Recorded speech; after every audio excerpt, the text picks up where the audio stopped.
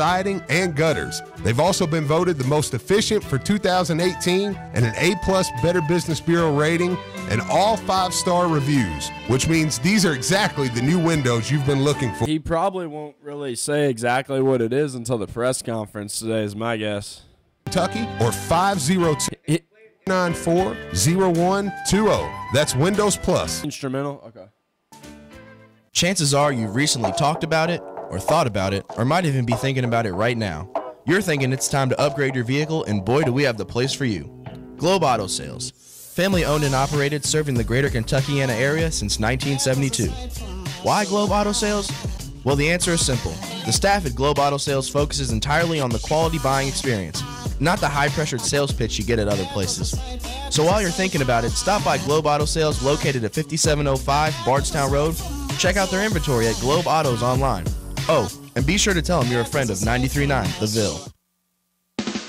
An official broadcast partner of the University of Louisville, WLCL Sellersburg is 93.9 The Ville. Time now for an ESPN Louisville Sports Center update. Good morning, I'm Brian Hall. The Sports Center update brought to you by Which Wich. Mention ESPN for a large 680 Which any day of the week. Superior sandwiches. The Louisville football team did not kick off the season the way that... No. 51-14 loss to number 1 Alabama. Juwan Pass finished 20 of 39 for 200. Oh, I'm sure he was. Touchdowns, and surprised we haven't heard from him yet. The Cards couldn't. Probably passed out right now. 26 times. Had too many cold ones. And as a team. After a long offseason debate of who would start a quarterback for Alabama, Tui Tagovailoa. I wouldn't be upset if you wanted to bring us some more chips, though. 2 touchdowns. Here's Bobby Petrino following the game. We were able to get some guys in late that are young and fresh that showed they have the ability to help us this season. But it was a tough game. There's no doubt that they were the better football team out there. Next up for the Cards is Indiana State next Saturday at 7 p.m. at Cardinal Stadium. The rest of college football kicked off this weekend as well, and the top 25 had some tough games this week as number 11 Michigan State narrowly escapes Utah State 38-31. And Penn State went to overtime to beat Appalachian State 45-35. Upsets include Maryland beating number 23 Texas 34-29, number 9 Auburn upset number 6 Washington 21-16, and last night number 25 LSU upset number 8 Miami 33-17. Number 12 Notre Dame also beat number 14 Michigan 24-17. Tonight on our sister station ESPN 680, you'll be able to catch number 20 Virginia Tech versus number 19 Florida State at 8 p.m. Keep it locked here. Middays with Marcus Maben is next. This is SportsCenter. This is Drew Diener, and you're listening to 93.9 The Ville, live from the OPC Services Studio.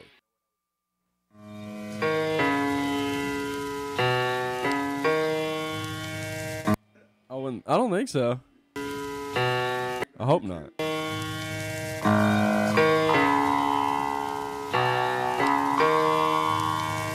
Love this pickup part right here.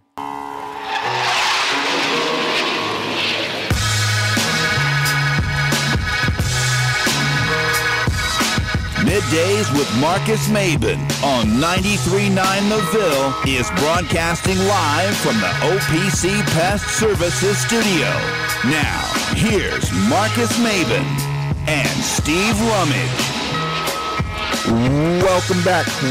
It's Midday with Marcus Maben, 8150. 93.9 is the number. 3831 93.9 is the text line. 939 is the station. We are made for the Ville is the YouTube channel. And Bill Edscorns and Sons, proud partner of the station, has brought us Michael. Michael, thanks for joining us. Fire away, my man.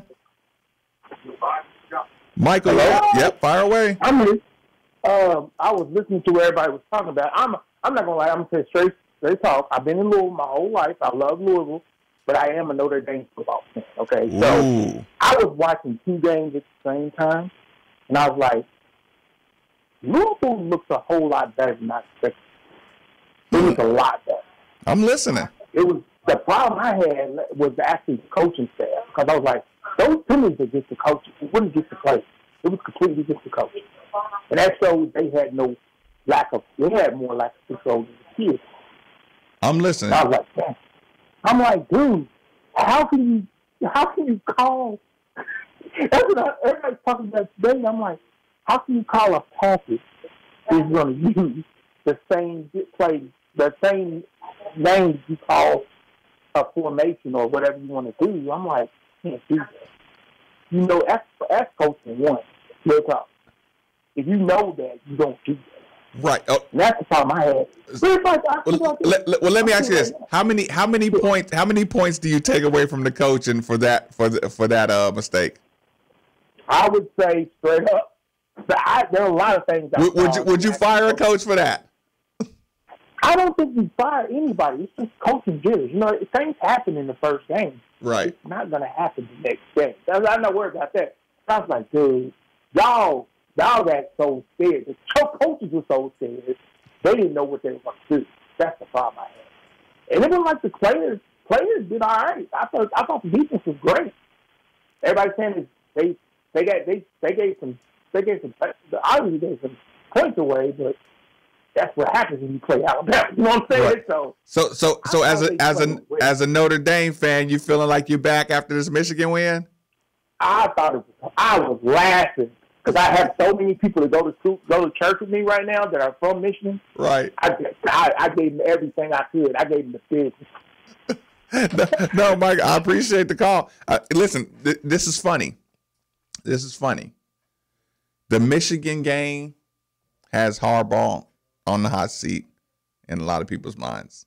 I'm seeing the media piranhas come out and now say, well, really, what has he done? Okay. So it made me ask this question. Brian, I want you in on this question too. Texters, you can join the YouTube channel. I want everybody in on this quick question. I want you to think about it, process it, give me an answer. Brian, right now, the LSU job comes open, right? There is no coach at LSU. And three coaches get fired, right? The three coaches that get fired are Tom Herman, Jim Harbaugh, and Bobby Petrino. Who does LSU call first? So Texas, Louisville, and what was the other one?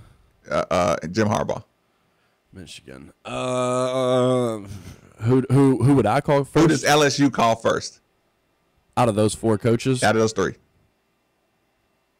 Bobby. You damn right. That's the point. That is the point. Okay. Texter who was listening to that question. Caller who was listening to that question.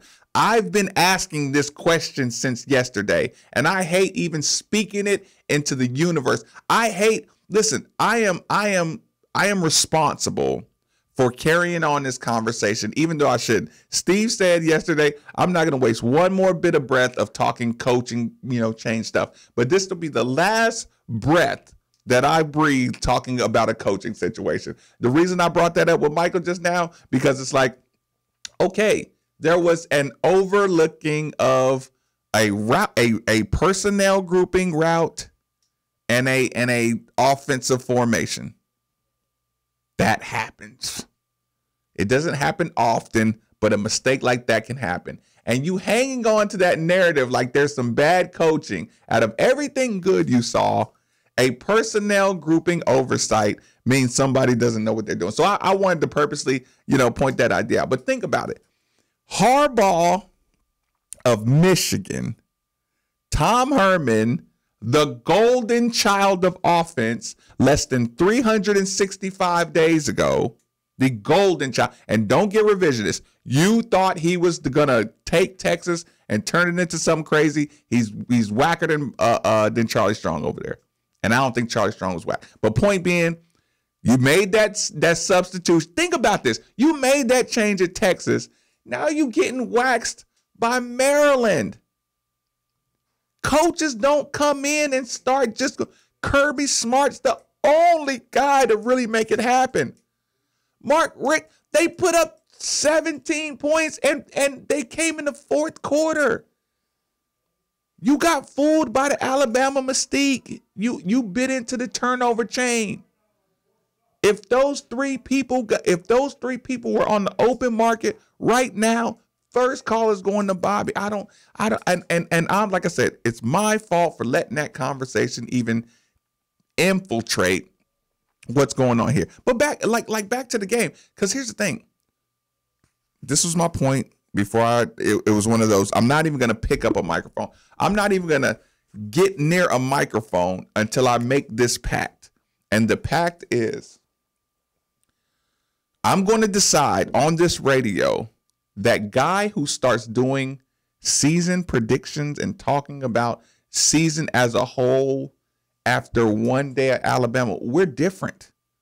I'm going to just have to acknowledge we process sports differently.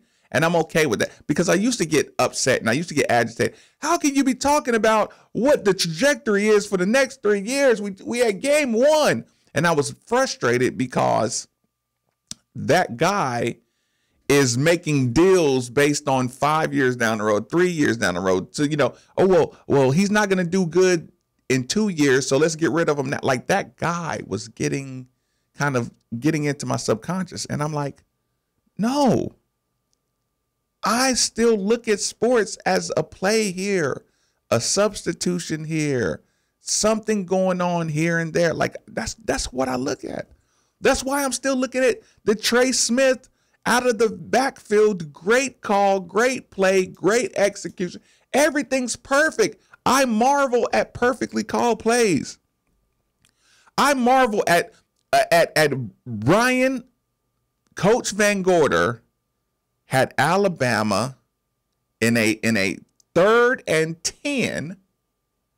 That guy comes out of backfield. I watch it. It's covered. It's the perfect play call to get the guy out. I watch the linebacker and the cornerback slip and not pursue his man, with much field awareness. I know all those things take some time.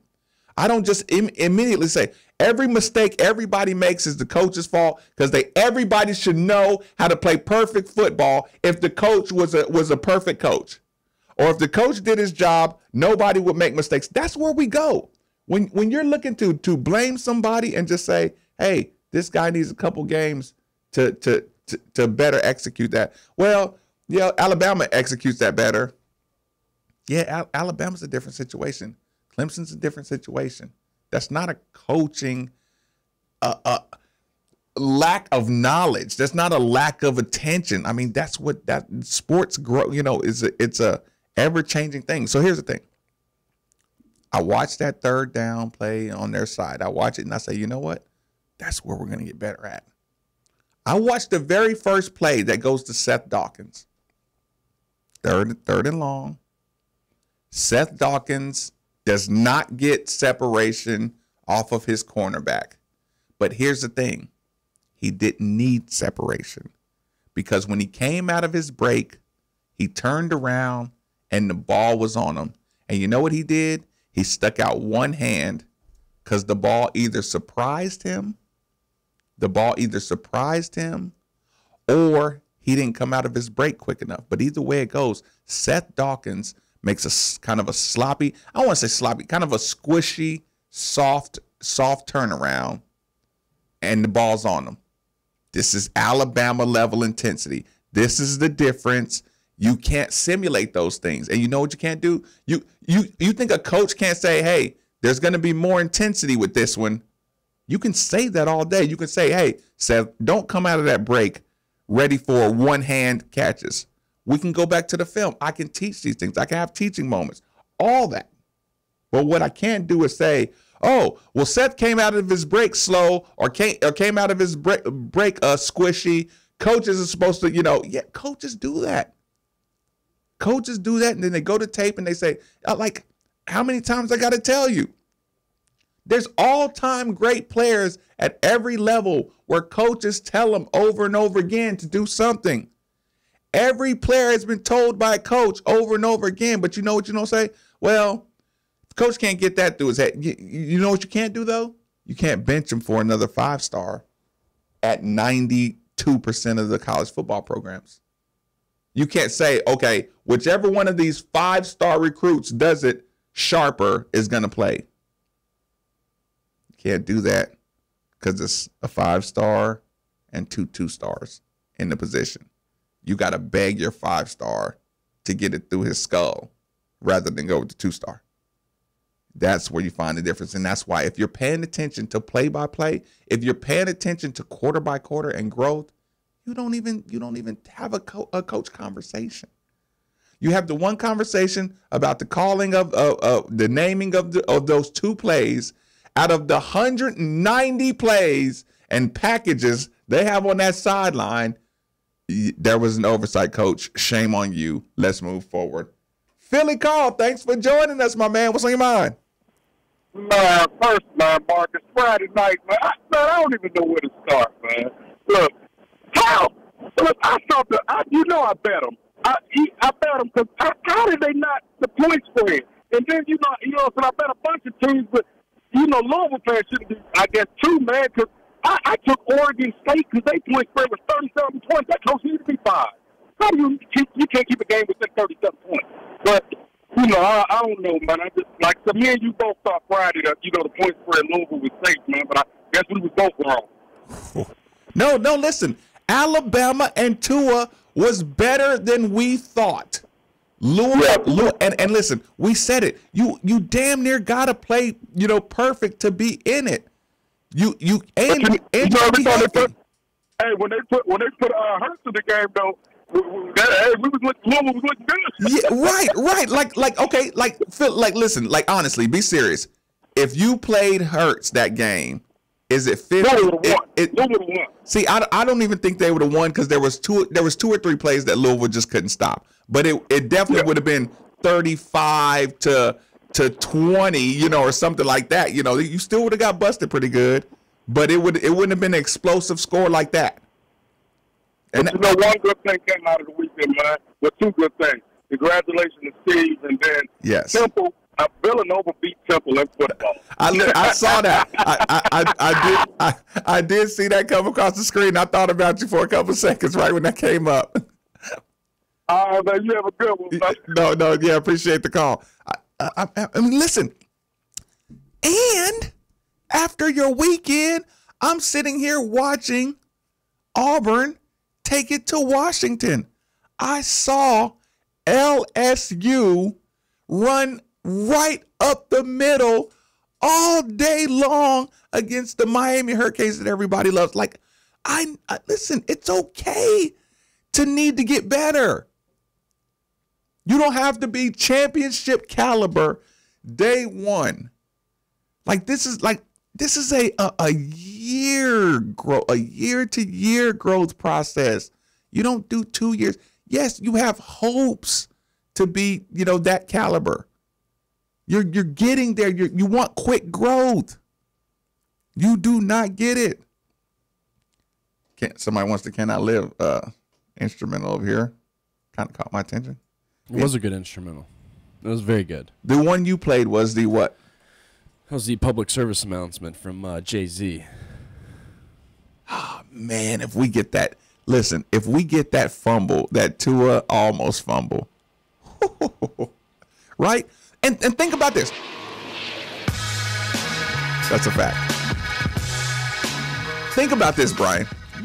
Think about this, and tell me, am I being crazy? Okay. You agree with Philly Call's point that if Jalen Hurts is the quarterback that whole game, we have a much better shot. Better shot. A better shot. Better. You still lose. Yes. But you have a better shot. Their passing game is non-existent, damn near. It's nowhere near the Tua passing game. Yeah, I agree. Okay, so I'll listen. Give me that argument, right? And then I'll give you one more. If Hurts starts the whole game, maybe it's closer to the spread. Yes. Yeah, around 25 points, right around there, as opposed to 37.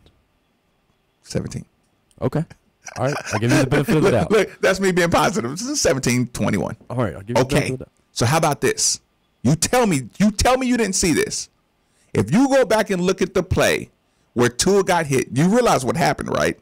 He jumped in the air. He got his feet taken out. He turned. You know what happened? He slammed his head on the back on the turf, right? People, I want you to know what happened here, because I'm right and you're wrong. Everybody who doesn't agree with me in this one, and listen, I normally don't do that, but I'm right, and anybody who doesn't agree with me is wrong, and they're not being rational. Tua jumped in the air. He got his feet taken out from under him. He banged his head on that concrete turf down there at Campbell World Stadium. Brian, I need you to hear this. His head bounced straight off that concrete, right? He was on the ground on his back. Tua had a concussion. Right? But this is Alabama, and this is football. And you know what they don't do when your quarterback has a concussion? They don't send him to concussion protocol. They don't do that. Because, I mean, people, if you don't do one thing with the rest of your day, if you do one thing, look at the Tua hit. Go to your ESPN. Go look at the replay. It happens very early in the game. I know what somebody bouncing their head off the concrete ground. When your head bounces in that helmet and you sit on the back and you kind of holding your head and holding your face mask and you're just breathing up and down, and the guy standing over you is holding your belly, making sure you're breathing clear, and you like blinking your eye, you can see every element of a concussion, of a guy just trying to get you to breathe and calm down and clear the cobwebs out your head so we can keep playing football. That's how it works. Now, here's the thing. It's Alabama, and there ain't no way they're going to let you pull their quarterback out of a concussion. If you have an independent doctor, or if you have cameras that hang over the head and look straight into his face, you see him blinking his eyes, but what they can't do is say, how many fingers am I holding up? Like, whatever happened to if a guy goes down, because listen, he wasn't grabbing his legs. He wasn't grabbing his chest. Nothing happened. He wasn't grabbing his back, right? What was Tua doing? He had his hands to his head. And that was the problem. That's supposed to be, with the new rules, a mandatory concussion protocol check. And once you get over there and start talking concussion protocol, give me Jalen Hurts in this damn game. Right. I was a big fan of Tua, and I thought he was going to be an excellent quarterback, but he came out, and I honestly think this is the best player in college football right now. I mean, I think Tua is a guy that is going to be in the Heisman conversation the entire season. Yeah. He's just he came out of nowhere in the middle of the championship game last year. Yeah, here's the thing. I'm not going to go crazy over him, but I'm also going to say this. Your cornerbacks, your cornerbacks are getting ready for this Alabama game. It's an awkward look to have an open body left hand quarterback flinging it to your man, because all these routes everybody's playing defense against, like all our cornerbacks, Mabanasaur and he scrambles, he looks so smooth. Yeah, but he's left-handed. So you're sitting there used to watching all these right-handed quarterbacks open up when they're coming to your side. Yeah. Now the guy's already facing your side with the open stance. That's what just a lefty awkward looks like. So I can even excuse some of my cornerbacks. I mean, you're supposed to be able to deal with it, but it's awkward. Yeah. It's awkward, and that totally happens. Might be an advantage for him because, the defensive linemen attack him like he's a right-handed throwing quarterback just because that's what they're used to doing, and it leaves his left arm wide open just to make some passes. And, I mean, when he was scrambling around, he could throw on the run.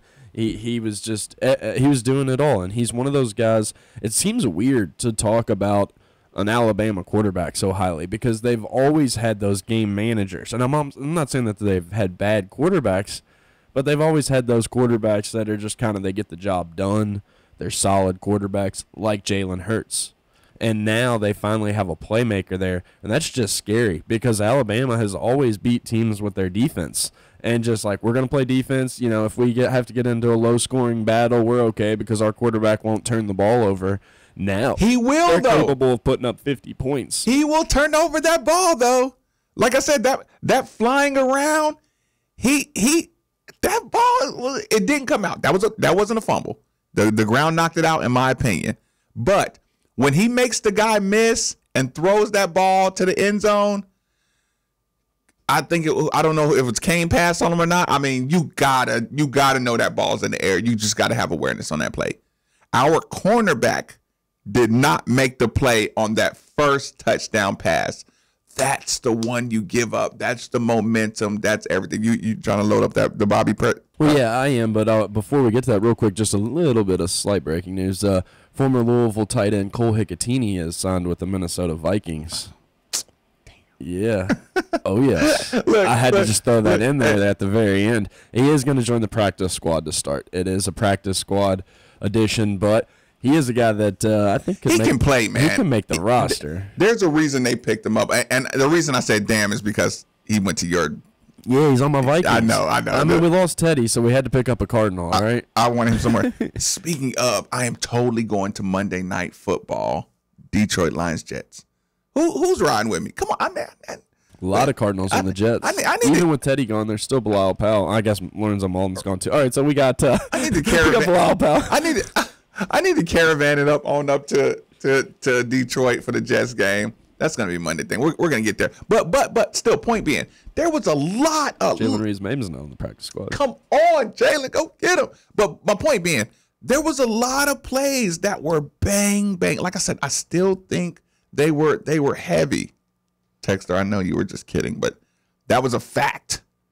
That was a fact. Go, like I said, your assignment for the evening. We'll talk about this stuff kind of again tomorrow because there's a lot of Labor Day crowd that didn't get to join us today. But here's the thing: you just go back and look at that play, and if the NCAA abides by their traditional rules, at the very least, Tua is in full concussion protocol. His head bounced off because he jumped in the air. He jumped in the air and his head slammed. I'm sorry. That's what happened. He was supposed to be under the protocol, and I just knew it was going to happen too. And then you get the targeting call that gets reversed on Alabama, right? Which I'm okay with. But the point is, when all those things go against you early in the game, you start feeling like now you start getting that 11. What is it? 14, 15 against 11. You think those were coaching mistakes where, they were sending the wrong players out, or do you think it was nerves by the players? Just such, high adrenaline flowing. On what? We're playing Alabama. When there was those 12 men on the field, like 3 different times. Like 3 different times we got called for. I think there was 2 on offense and 1 on defense. We had 12 men on the field. But see, here's the thing. Were we just trying to cheat? Just trying to get that advantage? No, that's a one-play. Look, that's a one-player mistake. 11 players knew it was a personnel call, right? Yeah. And there was always one guy. But it's not the coach's fault to be like, hey, get back over here. Get back over here. No, I mean, where are you going? They don't even see that guy running out there because once they start, too many players running off, on and off, and listen, you just assume everybody's doing the right thing. I keep. Let me use a different one. Let me come up with a good. What's a good sign? Just what is Peyton Manning always just Omaha? You know what I'm saying? Omaha. Yeah. If Omaha's the call, you know what I'm saying. But there's an Omaha route that one player has. Think about it. Your number 3 receivers. That means there's 4 guys who run an Omaha route. You know what I'm saying? But the personnel setting is an Omaha setting. Again, everybody knows this is the group call, but one guy's coming out late because he thinks this is his Omaha route, right? Like that just happens. There's something can get thrown into a wide receiver room at the last second. You might have a picture on one. Like that's something can slip through the cracks. What are you doing out there? You know what I'm saying? Oh yeah. You don't have time to really yell. Like, what were you doing? Get over here. Maybe, like I said, I would love to see like the cameras and the details and which guy, because you can instantly go back to the video and show it. But here's what we want to do before we get out of here. This is Brian's idea, not mine. Hey. No, I wanted to hear it myself. I wanted to hear what post game Bobby Petrino felt like. I wanted to know, did he feel like he was, he was out coached, out schemed, or did he say, listen, because this is what I would have said. I'm telling you, there's no way I'm a coach because I'm saying, did you see that play I called to Trey Smith out of that backfield? Did you see that play I had it out in the flats? How many times did we, Brian, one more question before we get out of here, because I always like to address this. One more observation. I'm sorry.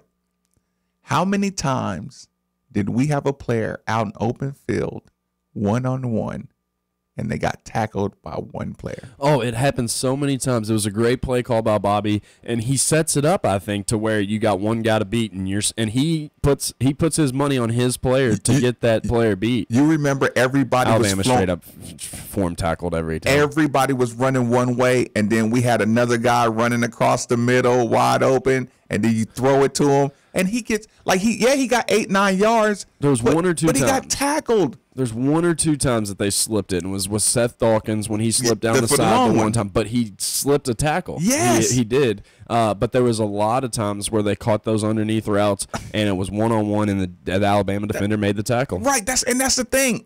I'm mad at my playmakers now. I'm like, dude, that's why I'm just gonna go get. I gotta put Atwell. I got